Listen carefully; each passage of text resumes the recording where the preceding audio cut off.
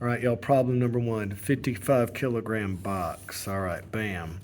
Right there, it's 55 kilos, 55 kilograms, right? And it's pushed to the left with a force of 40 newtons. So we got 40 newtons going that way, and it's pushed to the right with a force of 60 newtons, 60 newtons going that way. All right. If the mu of the box is the friction against the ground is only 0.05, what's going to be the acceleration of the box? Well, we need to figure out the newtons that way. The newtons straight down are going to be 55 times 9.8, because force is equal to mass times acceleration. 539 newtons down. 539 newtons are going down. Yet only 0.05% of this can resist the motion of the box. All right? 0.05% of this can resist the motion of the box. So we're going to say 539 times 0.05%. So the resistance force is 27 newtons. 27 newtons is how much the box does not want to move. All right? Got 60 to the right, 40 to the left. That leaves us an extra 20 newtons to the right. Guess what? That's not enough to move that box. All right. Let's go on to the next problem. Number 2 won't even happen because the box won't move. All right? So let's go down to number 3. Projectiles launched at 25 degrees. It's pretty low. 25 degrees at 22 meters per second. Here it go. First of all, we need to find out everything we can about this axis right here. So the first thing I would do is I would use my sine function, and I would find out about that opposite side. Let's find out what that velocity is. If this velocity is 22, sine 25 equals the opposite side over the hypotenuse 22. So we're going to go 22 meters per second times the sine of 25 will give us the opposite side. 22 times 25 sine equals 9.297, or we'll call it 9.3 meters per second up. Now that we know this, we're back into problems from chapter 1, okay? Let's figure out how long this thing would be in the air. We can use acceleration equals change in velocity over time, because we know the acceleration right here is gravity, all right? So 9.8 is equal to change in velocity over time. It's going to go from 9.3 at the bottom to 0 here. So the change in velocity is 9.3. Do a little algebra 1. The time is equal to 9.3 divided by 9.8. It's going to be a little less than 1. 9.3 divided by 9.8 equals 0.95. So 0.95 seconds to go up and another 0.95 seconds to go down. So that's going to be 1.9 seconds total time. All right. So how far is this thing going to go? Well, it's going to be moving sideways for 1.95 seconds. And now we just need to figure out how fast it's going that way.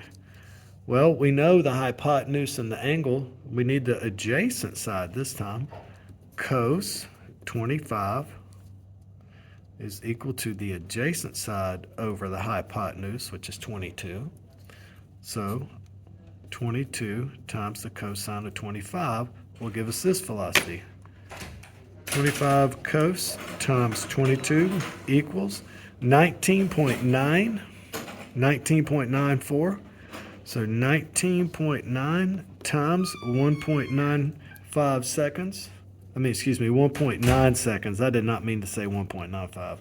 19.9 times 1.9 seconds equals 37.9 meters. That's how far that thing is going to go.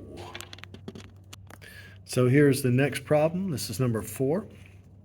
20 kilogram box sitting on a 30-degree hill. The mu is equal to 0.2. What force, if you're standing here trying to keep that box from sliding down the hill, what force is necessary? Well, we know the force straight down towards the earth is going to be 20 times 9.8, because that's 20 kilograms times gravity. Let's try that. 20 times 9.8, most of you know that's 196. 196 newtons is the hypotenuse. All right? Now, we want to know this side right here, and then eventually this side right here. All right. This angle is this angle. These are the same angles. So this is 30. So let's see here. Let's find out this side right here first. And this side right here. I tell you, let's do the down the hill first, all right? The down the hill is the opposite side. So the force down the hill is going to be equal to gravity, or we're going to do opposite over hypotenuse. So the force down the hill, the sine of 30 equals the opposite over the hypotenuse, which is 196. 196. So the sine of 30 is 0.5. So 196 divided by 2. 98. 98 newtons down the hill, but wait. It's also trying to stick to the hill. So we have to find the cosine of 30 and 196 to find the resistance force that it doesn't want to go down the hill with.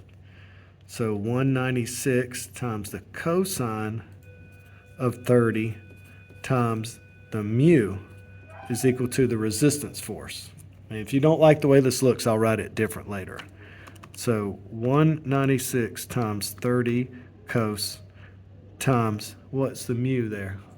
0.2 equals 34. The resistance is 34 newtons.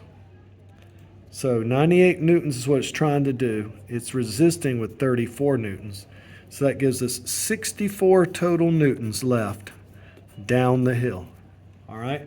So we have to hold it with 64 newtons to keep it from moving. All right? Now, if you don't like the way that I made this look over here, here is just the formula. Force down the hill is equal to mg sine theta minus mg cos theta mu.